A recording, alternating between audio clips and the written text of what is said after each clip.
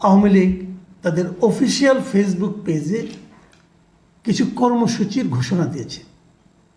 সেই কর্মসূচিগুলির মধ্যে রয়েছে যে 1 ফেব্রুয়ারি থেকে 18 ফেব্রুয়ারি পর্যন্ত এ সময় তারা কিছু ওই প্রচারপত্র বিলি করার কর্মসূচি, আমি ডিটেলে কর্মসূচি যাচ্ছি না কারণ আমি তাদের প্রচার করতে চাই না, বাট কর্মসূচিগুলোর মধ্যে এগুলো আছে, বিক্ষোভ, অবরোধ, এমনকি একটা হরতালের কর্মসূচিও আছে।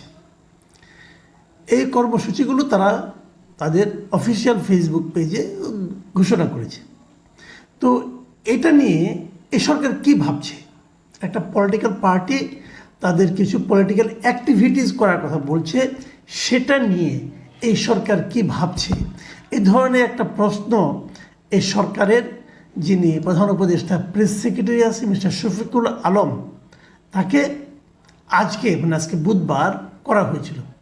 আজকে বিকেলে ফরেন সার্ভিস একাডেমিতে একটা সংবাদ ব্রিফিং আয়োজন করা হয়েছিল। সেখানে সরকার আওয়ামী লীগ নিয়ে সরকারের কী অবস্থান সে সম্পর্কে জানতে চেয়েছিল সাংবাদিকরা। এবং সেখানে এই শফিকুল আলম যা বলেছেন সেটা হলো, মূলত কথাটা হলো যে ক্ষমতাচ্যুত, আমি যদি পত্রিকার ভাষ্য যেভাবে লেখা হয়েছে পত্রিকায় আমি যদি আপনাদের পড়ে শোনাই, কারণ দু একটা শব্দ এদিক সেদিক হলে আবার বিকৃতির অভিযোগ উঠতে পারে, আমি বিকৃতির ধারে কাছেও যেতে চাই না, এমনিতেই একটু নানা রকম বিতর্কের মধ্যে পড়ে গেছি। যাই হোক, সেগুলি নিয়ে কালকে হয়তো কথা বলবো। যেটা বলছিলাম যে উনি বলেছেন, ক্ষমতাচ্যুত আওয়ামী লীগ যতদিন না ক্ষমা চাচ্ছে, যতদিন না তাদের নেতৃত্বকে বিচারের মধ্যে আনা হচ্ছে এবং যতদিন না জবাবদিহির মধ্যে আসছে, ততদিন তাদের কোনো প্রোটেস্ট করতে দেওয়া হবে না। এই হলো ওনার বক্তব্য। এই যে বক্তব্যটা উনি দিয়েছেন, এটা কিন্তু আজকে বিকেলে দিয়েছেন প্রেস ব্রিফিংয়ে, এটা আবার আজকে সকালে ওনার যে ফেসবুক আছে সেখানে উনি পোস্ট করে এটা দিয়েছেন এবং তিনি বলেছেন এটাই হলো সরকারের অবস্থান। এখন এটা নিয়ে আমার মনে হয় আমি একটু আসলে কথা বলতে চাই। এবং উনি বলেছেন যে একদম হুবহু ওনার ভাষায় যেটা আমি বললাম আর কি, এবং উনি বলেছেন যে তাদের আগে বিচারের সম্মুখীন হতে হবে, এখানে সরকারের স্পষ্ট অবস্থান। তার মানে উনি যেটা বলেছেন এটাই সরকারের অবস্থান। এখন সরকারের অবস্থানটা কিভাবে হলো? এটা কি কোনো ক্যাবিনেট মিটিংয়ের মাধ্যমে সিদ্ধান্ত হয়েছে, অথবা সরকারের 1-2 উপদেষ্টাকে ওনাকে জানিয়েছেন, নাকি সরকারের সকল উপদেষ্টা ওনাকে জানিয়েছেন, নাকি প্রধান উপদেষ্টা স্বয়ং ওনাকে জানিয়েছেন, এই ব্যাপারটা আমার জানা নাই, উনিও স্পষ্ট করেন নাই। বাট একটা জিনিস মাথায় রাখতে হবে, উনি কিন্তু সরকারের একজন কর্মচারী, বেতনভুক্ত কর্মচারী, উনি কোনো রাজনৈতিক নেতৃত্ব না, বাট উনি সরকারও না, উনি সরকারের নীতি নির্ধারকদের মধ্যে কেউ নন। উনি প্রেস সেক্রেটারি, প্রধান উপদেষ্টা প্রেস সেক্রেটারি হিসাবে প্রধান উপদেষ্টার যে বক্তব্য, প্রধান উপদেষ্টার যে অভিমত, সেটাই উনি জনগণের সামনে প্রকাশ করেন। সেই হিসাবে তত্ত্বগতভাবে আমি ধরে নিতে পারি খোদ প্রধান উপদেষ্টাই এই কথা বলেছেন। যদি এই কথা প্রধান উপদেষ্টা বলে থাকেন, আমি এটাকে প্রধান উপদেষ্টার বক্তব্য হিসেবে বিবেচনা করব, কারণ ওনার প্রেস সেক্রেটারি বলেছেন, তো ওনার কথার বাইরে তো উনি আর বলবেন না, উনি তো বানিয়ে বানিয়ে বলবেন না। যে আমি এটাকে প্রধান উপদেষ্টার বক্তব্য হিসেবে নিচ্ছি। তাহলে প্রধান উপদেষ্টা কি বললেন? তিনি বললেন যে আওয়ামী লীগকে কোনো ধরনের রাজনৈতিক কর্মসূচি প্রোটেস্ট করতে দেওয়া হবে না। খুব ভালো, এতে আমার কোনো আপত্তি নেই। তার আগে আমার একটা প্রশ্ন, আমাদের প্রধান উপদেষ্টা অথবা আমাদের প্রধানমন্ত্রী যে পদটা, ওনারা কি চাইলে আইনের বাইরেও কোনো কিছু বলতে পারেন?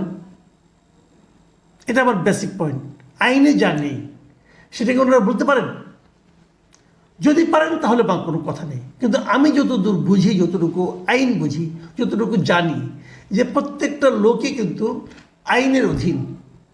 একটা দেশে দুটো আইন হয় না, একটা আইন আমার জন্য প্রযোজ্য, আর একটা আইন প্রধান উপদেষ্টার জন্য প্রযোজ্য, আরও একটা আইন প্রধান উপদেষ্টা প্রেস সেক্রেটারির জন্য প্রযোজ্য, তা হয় না। তাহলে যদি একটা রাজনৈতিক দল থাকে, যদি সেই রাজনৈতিক দলকে নিষিদ্ধ করা না হয়, তাহলে সেই রাজনৈতিক দলকে রাজনৈতিক কর্মসূচি পালনে আপনি বাধা দেবেন কোন আইনে? আমাকে এই জিনিসটা প্লিজ একটু বোঝান। আপনি যদি আওয়ামী লীগকে কোনো কিছু করতে না দেন, একটা হলো অফিসিয়ালি না দেওয়া, আর একটা হলো আনঅফিসিয়ালি না দেওয়া। যেমন বিগত সরকারের আমলে কী হতো, বিগত সরকারের আমলে একেবারে শেষ দিকে এসে জামাতকে নিষিদ্ধ করা হয়েছিল নির্বাহী আদেশে, যা শেষ পর্যন্ত কয়েকদিনের মাথায় সেটা সরকারের পতন ঘটল। তার আগ পর্যন্ত জামাতকে কিন্তু নিষিদ্ধ করা হয়নি, কিন্তু জামাতকে আনঅফিসিয়ালি কোনো ধরনের কর্মকাণ্ড, রাজনৈতিক কর্মকাণ্ড করতে দেওয়া হতো না। এটা সবাই জানতো, সবাই প্রতিবাদ করতো। আমি নিজেও বহুবার প্রতিবাদ করেছি, বহুবার বলেছি আপনারা তো জামাতকে অফিসটা পর্যন্ত খুলতে দেন না। জামাতের 10 জন লোক বসে এক জায়গায় মিটিং করছে, অথবা এক জায়গায় বসে একটা নৈশভোজ করছে, অথবা কিছু খাবার দাবার খাচ্ছে, সেখানে যে পর্যন্ত আপনি অ্যাটাক করছেন তারা নাকি রাষ্ট্রবিরোধী ষড়যন্ত্র করছে। অথবা এমনও বলা হয়েছে, বসেও নাই, আগেই বলা হয়েছে যে রাষ্ট্রবিরোধী ষড়যন্ত্র করার পরিকল্পনা করছে। তাদের পরিকল্পনা আপনি বুঝে ফেলাইতেন পুলিশ। এগুলো হতো, এগুলো নিয়ে আমরা কথা বলতাম, মানবাধিকার প্রতিষ্ঠানগুলো কথা বলতো, সবাই সারা দুনিয়ার লোক কথা বলতো। এগুলো আওয়ামী লীগের স্বৈরাচারী আচরণ। আপনি একটা যতক্ষণ পর্যন্ত একটা পলিটিক্যাল পার্টি, দেশে বৈধ পলিটিক্যাল পার্টি, যতক্ষণ পর্যন্ত তার কর্মকাণ্ডের উপর কোনো নিষেধাজ্ঞা জারি না করা হয়েছে, ততক্ষণ পর্যন্ত তাদেরকে কোনো কিছু করতে না দেওয়াটা একটা অপরাধ। কিন্তু আওয়ামী লীগ কী বলতো? আওয়ামী লীগ তখন বলতো যে আমরা তো জামাতকে নিষিদ্ধ করি নাই, আমরা তো জামাতের উপর কোনো হস্তক্ষেপ করি নাই। অথবা রাস্তায় নামলে তাদেরকে পেটানো হতো, বলতো আমরা তো পেটাই নাই, দেশপ্রেমিক জনগণ তাদেরকে থামিয়ে দিয়েছে, দেশপ্রেমিক জনগণ তাদেরকে প্রতিহত করছে। এগুলি আওয়ামী লীগ বলতো। সেই বক্তব্যগুলো গ্রহণযোগ্য ছিল না, কেউ গ্রহণ করতো না, কিন্তু তারা বলে একরকম আইনগত দিকটাকে তারা ঠিক রাখার চেষ্টা করতো, যে আইনগতভাবে তাকে কিন্তু আপনি আটকাতে পারবেন না। সে বলল ভাই আমরা তো কোনো অর্ডার দিই নাই, আমাদের সরকারের কেউ তো বলে নাই তাদের করতে দেওয়া হবে না, কেউ তো বলে নাই, কিন্তু বাস্তবে করতে দেওয়া হতো না। একই কাজ হতো ছাত্র দলের ক্ষেত্রে, একই কাজ হতো বিএনপির ক্ষেত্রে, সবার ক্ষেত্রেই তারা কাউকে কিছু ওরকম জোরালো কোনো অনুষ্ঠান, জোরালো কোনো আপনার কর্মসূচি পালন করতে দিত না। ঢাকায় মহাসমাবেশ করবে, সেটা নিয়ে নানা নাটক টাটক করে ঠেলে দিয়ে পাঠাইতো গোলাপবাগ মাঠে অথবা অন্য কোথাও, কিন্তু বলতো না যে এই সমাবেশ আপনাকে করতে দেওয়া হবে না। সরকারের এই পর্যায়ে লোক তো বলতোই না, নানা অজুহাত দেখাতো, ডিএমপি কাছে যান, ডিএমপি না করতো, অমুক করতো, এগুলি হতো। কিন্তু এখন কি হচ্ছে? ডক্টর ইউনূস নিজেই বলছেন, আমি আবারও বলছি, শফিকুল আলম কথাকে আমি ডক্টর ইউনূসের কথা বলে বিবেচনা করব, কারণ উনি ডক্টর ইউনূসের প্রেস সচিব, প্রেসের সঙ্গে ডক্টর ইউনূসের বক্তব্যটা উনি কনভে করেন। নিশ্চয়ই উনি বলেছেন এই কথা বলার জন্য, আবার উনি দায়িত্ব নিয়ে বলেছেন এটাই নাকি সরকারের স্ট্যান্ড, তাহলে সরকারের অবস্থা স্পষ্ট। তাহলে আমি বলতে চাচ্ছি যে ডক্টর ইউনূস তাহলে কীভাবে বলেন যে তাদের কোনো কর্মসূচি পালন করতে দেওয়া হবে না?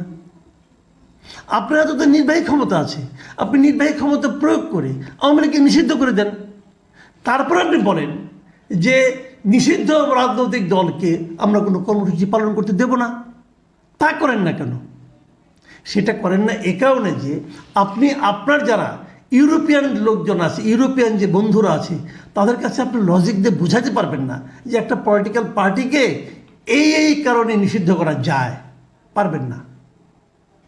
তারা এগুলি করে না, তা আপনি করতে পারছেন না দিক দিয়ে, কিন্তু আবার আপনার সরকার স্পষ্ট বলছে করতে দেওয়া হবে না। আপনি এটা কী করে বললেন? আপনি যদি বলতে পারেন, সরকার একটা প্রোক্লামেশন জারি করুক, বলুক যে আওয়ামী লীগের রাজনীতি দেশে নিষিদ্ধ।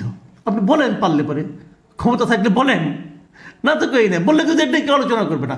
আমার কথা হলো যতক্ষণ পর্যন্ত আপনি আইনটা চেঞ্জ না করবেন ততক্ষণ পর্যন্ত আপনাকে আইন মানতে হবে।